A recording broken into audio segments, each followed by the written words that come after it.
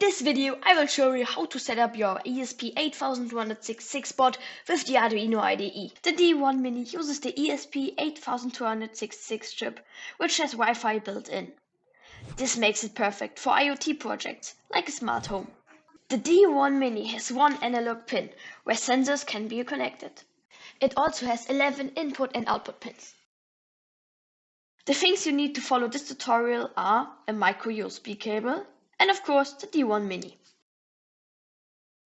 To program the D1 Mini, you first need to install a driver. This allows the D1 Mini to communicate with your computer. To do this, use the link in the description and choose your operating system. After that, open it and select Install.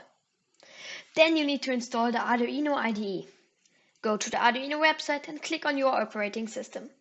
Then press Just Download. The last thing to do is adding the ESP8266 boards to the Arduino IDE. To do this, copy this link and then paste it into the additional board manager field. After that, open the board manager and search for ESP8266.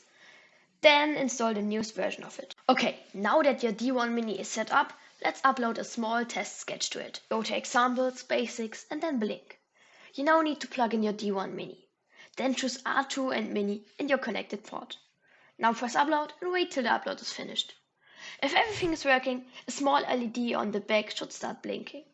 I hope this video helped you, and if you want to learn more about microcontrollers, subscribe.